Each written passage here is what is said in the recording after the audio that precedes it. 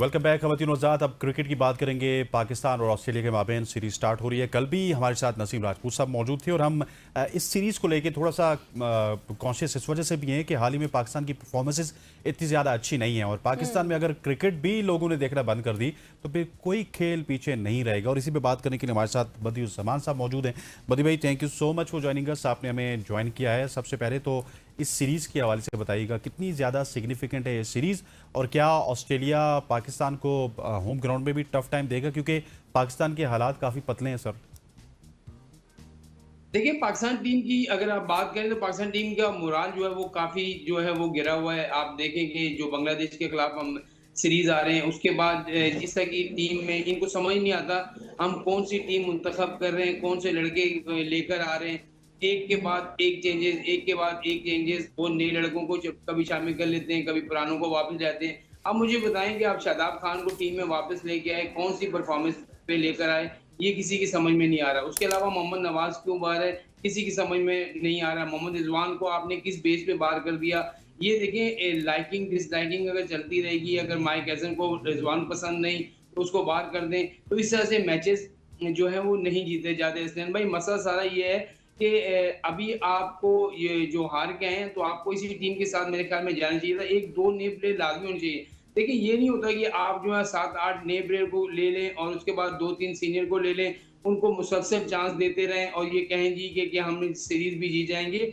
तो ये चीज़ें मेरे ख़्याल में सही नहीं है और आप खुद ऑस्ट्रेलिया के स्क्वाड पर अगर नज़र डालें, तो ऑस्ट्रेलिया स्क्वाड में वो उनके तो पेस बॉलर है ही नहीं। हॉज़लवुड नहीं है, उसके अलावा मिचेल स्टार्क नहीं है, फिर उनके जो मेन जो बल्लेबाज़ है ट्रेविस हेड है, वो नहीं है। तो उनकी ज़्यादा टीम वही है जो नए फ़ास्ट बॉलरों के साथ है। ज़ेम्पा उनके पास लेग स्पिनर है, एरिक्स हैली हैं। तो उनकी वो इतनी तगड़ी टीम नहीं है, लेकिन फिर भी मैं कहता हूँ कि पाक जो परफ़ॉर्मेंस है, इसको कोई भी टीम हरा के जा सकती है। ये चाहे ऑस्ट्रेलिया की बात नहीं है, किसी भी टीम को बुला लें, ज़िम्बाब्वे को बुला लें इवन जो है हम अमेरिका को बुला लें, वो भी इनको हरा के चली जाएगी क्योंकि हमारी कोई परफ़ॉर्मेंस है ही नहीं। हमारे पास ना ही फ़ास्ट बॉलर हैं, हमारे पास डंक का जो स्पिनर होता है, उसको हम जो है वो पीएसएल तक महदूद करते थे। शुक्र है कि सुफियान मुकीम को इन्होंने इस सीरीज़ में डाल दिया। तो कहने का मकसद सारा ये है कि जब तक आप अपनी क्रिकेट को बेहतर नहीं करेंगे, इन्हीं खिलाड़ियों को बार-बार, बार-बार मौके देते रहेंगे। एक रिज़वान को अगर आपने बाहर करना था, उसको अगर सज़ा देनी थी, तो मेरे ख़्याल में औरों ने जो है वो तीर नहीं मार दिया था, उनको भी आप देखते।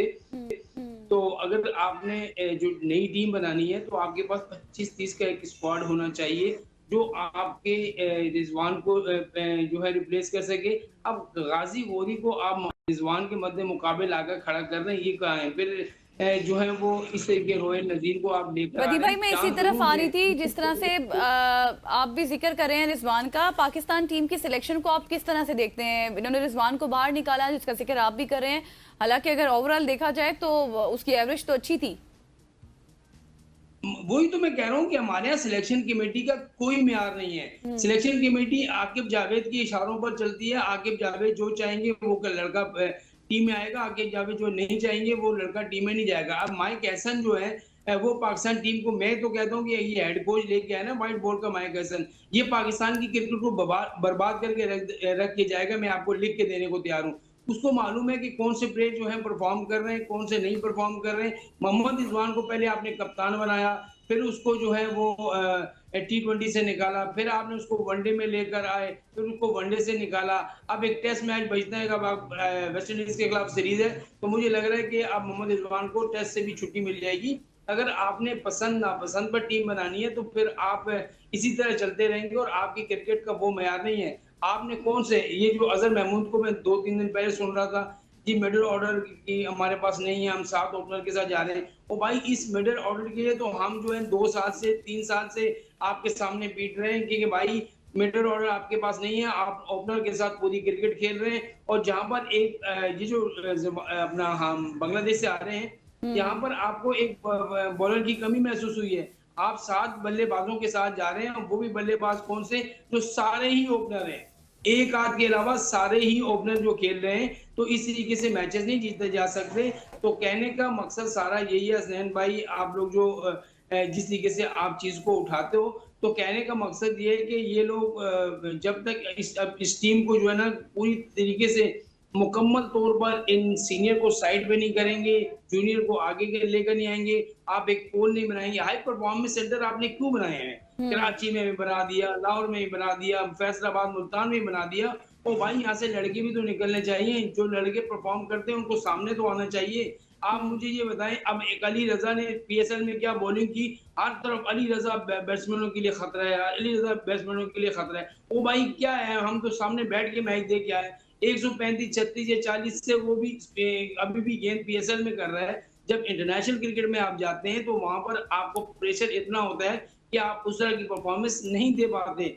तो एक प्लेयर को लेकर हम एक सेंचुरी मार दी तो हम वाह वाह वाह वाह करना शुरू कर देते हैं। यहाँ जो है दूसरे टीमों के प्लेयर आते हैं, 6-6 सेंचुरियां करके जाते हैं, उनको परवाह नहीं होती। मिसाल मैं आपको दूंगा तो फिर आप लोग बोलोगे कि वहां की मिसाल, यहाँ की मिसाल क्यों देते रहते हैं। तो हमारी क्रिकेट अब वो क्रिकेट नहीं रही है। अगर 2-3 साल यही आ रहा तो मैं कह रहा हूँ कि हमें हर चीज की, चाहे वो वर्ल्ड कप हो, चाहे हमें चैंपियंस ट्रॉफी, इसके लिए क्वालिफाई खेलना पड़ेगा हमें।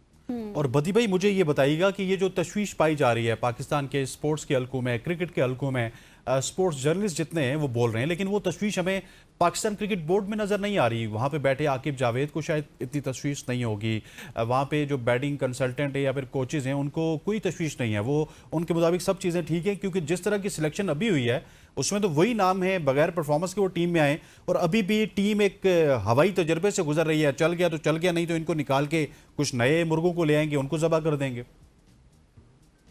मैं वही तो कह रहा हूँ, सिलेक्शन का कोई मेयार ही नहीं है। मैं आपको लिख के दे देता हूँ कि सवाए सरफराज अहमद के जो सिलेक्शन कमेटी में आपके लोग बैठे हैं, वो इन प्लेयर को जानते ही नहीं है जो डोमेस्टिक क्रिकेट खेलते हैं, चाहे वो वनडे खेल रहे हो, चाहे वो T20 खेल रहे हो, चाहे वो 4 ओवर क्रिकेट खेल रहे हो, इनको जानते ही नहीं है। ये तो सामने देख लेते हैं जी कि इस सीजन में इसने 700 रन किए, इसको टीम में ले आओ, इस सीजन में इसने 400 रन किए, इसको टीम में ले आओ, इस सीजन में इसने 2 आउट किए या 6 आउट किए, इसको टीम में ले आओ।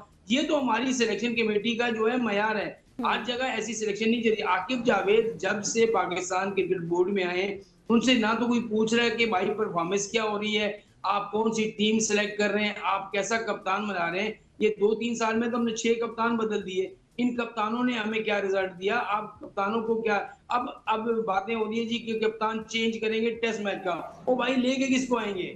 शादाब को आप लेके आएंगे, उसको टेस्ट मैच के कप्तान बना दें। फिर आपके पास जो है, आप में कोई कप्तानी करने वाला लड़का है ही नहीं। आपके पास कोई भी ऐसा बंदा नहीं है जो पाकिस्तान टीम की कप्तानी कर सके।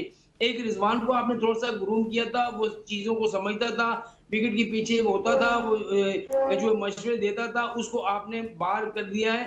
तो कहने का मकसद यही है कि आप जो बात कर रहे हैं वो बिल्कुल दुरुस्त कर रहे हैं कि हमारी क्रिकेट बोर्ड को किसी किस्म की परवाह नहीं है।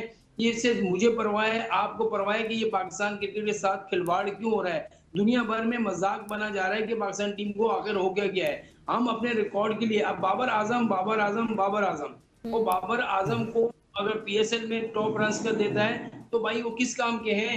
वो पीएसएल के रन जो है वो पेशावर जल्मी के हैं, और यहाँ वही ट्रॉफी उसके शोकेस में सजी हुई है। हमें आईसीसी की वो ट्रॉफी कब बाबर आजम के, हम चाहेंगे कि पूरे अपना मैचेस में रन करेगा, पूरे वर्ल्ड कप में रन करेगा और पाकिस्तान टीम आईसीसी की ट्रॉफी लेकर आएगी, चैंपियंस टेस्ट चैंपियनशिप की ट्रॉफी लेकर आएगी और एशिया कप की ट्रॉफी लेकर आएगी। एक भी मैच मुझे उसकी क्रेडिट में बता दें कि बाबर आजम ने फिनिश करके पाकिस्तान को जिताया और पाकिस्तान टीम जो है वो ट्रॉफी लेके आई हो।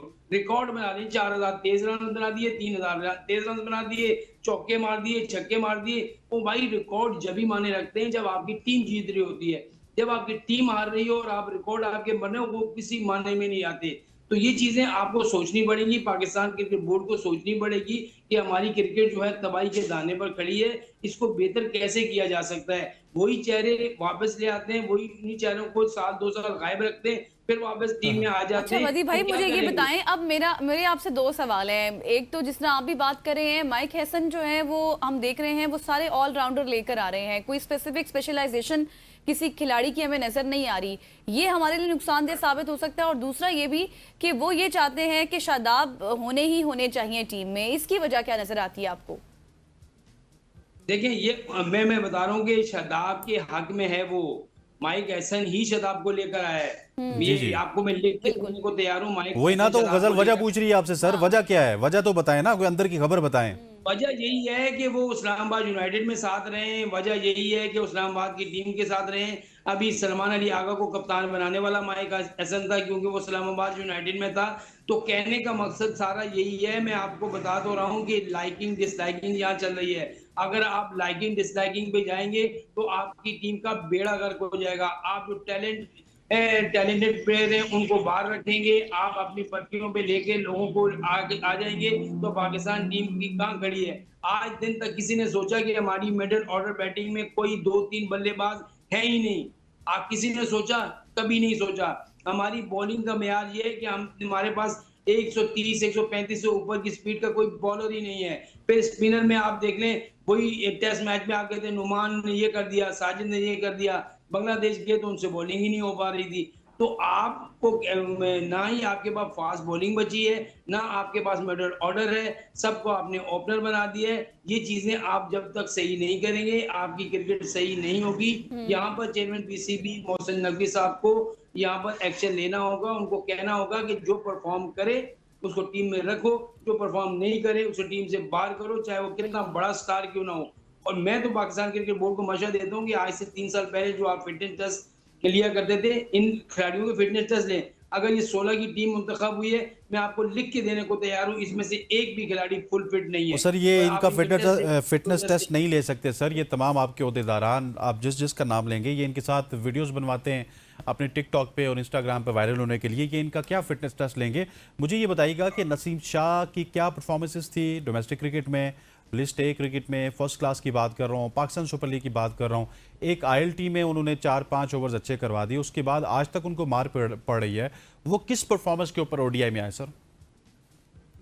आप खुद सोचिए ना, एक तरफ हम नसीम शाह को कहते हैं कि इनफिट है, फिर आप उसको बीच में मैच खिला देते हैं, फिर उनको टीम से बाहर कर देते हैं। ना वो डोमेस्टिक का क्रिकेट खेल रहा है, ना उसकी कोई इस तरह की PSL में परफॉर्मेंस है, ना वैसे परफॉर्मेंस है।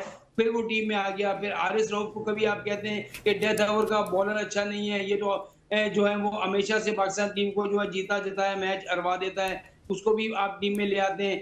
फिर शादाब खान को टीम में ले आते हैं। यहाँ पर कसूर जो है मोहम्मद नवाज का क्या है, उसको आप बाहर कर देते हैं। जो भी असल में इनको पसंद होगा वो पाकिस्तान टीम में होगा। मैं आपको हम बेस्ट तो हमेशा हम लोग करते रहेंगे। हमें क्रिकेट की परवाह है, आपको परवाह है, लेकिन पाकिस्तान क्रिकेट बोर्ड को परवाह नहीं है और इन खिलाड़ियों को भी परवाह नहीं है। इस वजह से परवाह नहीं है कि इनको अगर पाकिस्तान टीम में नहीं होंगे तो ये जाके बाहर की 2-3 लीग खेल के करोड़पति वैसे ही बन जाते हैं।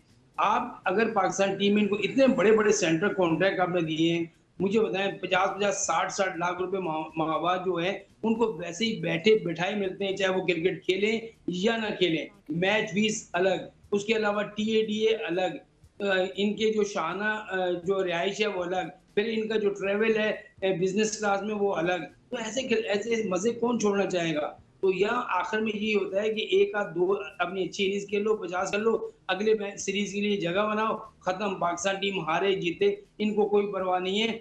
आपको दूसरी टीमों को देखकर सबक लेना चाहिए। अभी मैं भारत की मिसाल दूंगा तो आप लोग कहोगे कि भारत की मिसाल क्यों देते हैं। नहीं जरूर दे सर। 15 साल का आया, उसने क्या कुछ नहीं कर दिया, उसको अभी तक टीम में नहीं लाए। अभी टीम में उसकी बात हो रही है कि उसको टीम में लिया जा रहा है, लेकिन उसने जो परफॉर्म करके दिखाया है, फिर उनके पास पीछे लाइन लगी हुई है परफॉर्मर्स की, चाहे वो मिडिल ऑर्डर में हो, टॉप ऑर्डर में हो या उनके बॉलर्स हो, उनकी एक लाइन लगी हुई है। बिल्कुल आप सही कह रहे हैं बदी भाई। अब ये मसाइल तो हैं और ये मसाइल कब हल होंगे इसका जवाब हमें अभी तक नहीं मिला। Thank you so much. हाँ जब ढूंढेंगे। बदिउज़्ज़मान साहब हमारे साथ मौजूद हैं, यहाँ पर लेंगे अब एक सी ब्रेक और ब्रेक के बाद वापस आएंगे, हमारे साथ रहिएगा।